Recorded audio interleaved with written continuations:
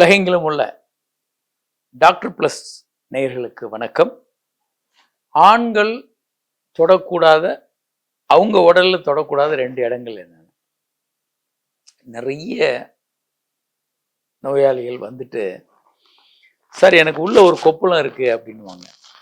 எங்க அப்படின்னு பார்க்க போனோம்னா, ஆணுறுப்பு, அதனுடைய மொட்டு பகுதி, அந்த முனை கிளான்ஸ் பெனிஸ், அதுல சிறுநீர் வர்ற துவாரத்தை நிகழ்த்தி உள்ள பார்ப்பாங்க. அது ரெட்டா இருக்கும். அது அப்படிதான் இருக்கும். அது மியூக்கஸ் மெம்பரேன். அதுக்குள்ள எனக்கு பிரச்சனைன்னு இருப்பாங்க. இந்த பகுதியை நீங்க அப்படி பார்க்கவே கூடாது. தேவையில்லாம வெளியே இருக்க கிருமிகளை, அந்த சிறுநீர் துவாரம் வந்து ஒரு ஸ்டெரைலான டியூப். நீங்க தேவையில்லாம அதுக்குள்ள கிருமிகளை உள்ள செலுத்திடுவீங்க.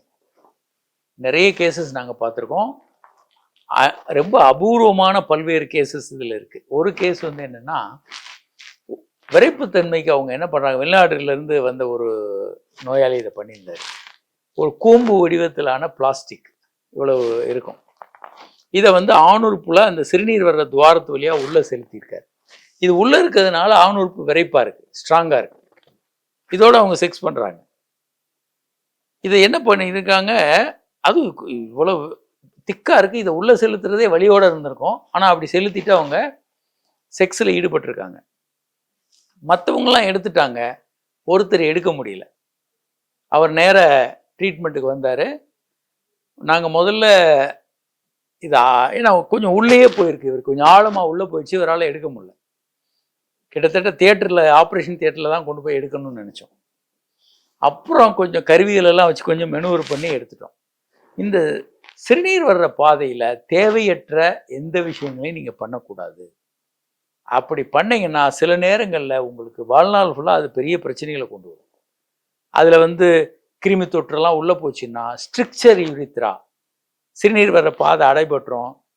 அப்புறம் உங்களுக்கு நிறைய வாழ்நாள் ஃபுல்லாக அது தொல்லைகளை கொடுக்கக்கூடிய வாய்ப்பு இருக்குது.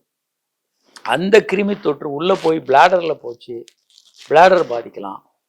பிளாடரில் இருந்து கிருமிகள் கிட்னிக்கு போகலாம். இப்படி நிறைய பிரச்சனைகள் இருக்குது. அதனால் அங்கெல்லாம் இதை எதையுமே கை வைக்கக்கூடாது.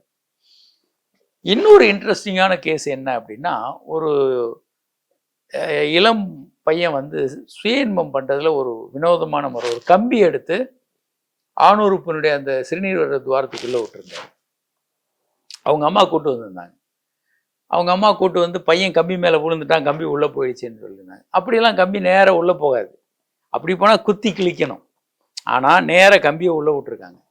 அவங்க அம்மாவெல்லாம் வெளியே அனுப்பிட்டு நாங்கள் தான் அவர்கிட்ட கேட்டோம், ஏன் தம்பி கம்பியை உள்ளே விட்டீங்கன்னு. அவருக்கு ஷாக்கிங். ஏன்னா கம்பி நேராக யூரின் போகிற பாதையில் எப்படி உள்ளே போகும். ஸோ அவர் தான் அதை இன்சர்ட் பண்ணியிருக்காரு. இந்த மாதிரி வினோதமான சுய இன்பம் அனுபவிக்கிறது, இது எல்லாமே ஆபத்தானது. அந்த ஏரியாவில் நீங்கள் கையே வைக்கக்கூடாது. அது ஸ்டெரைல் ஏரியா. சிறுநீர் கூட வெளியே வர்ற வரைக்கும் ஸ்டெரைல்.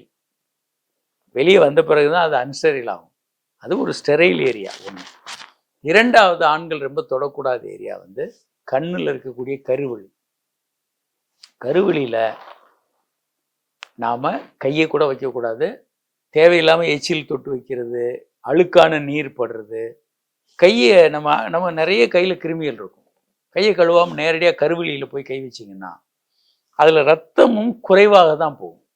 ரொம்ப ரொம்ப குறைவாக தான் ரத்த ஓட்டம் இருக்கும்.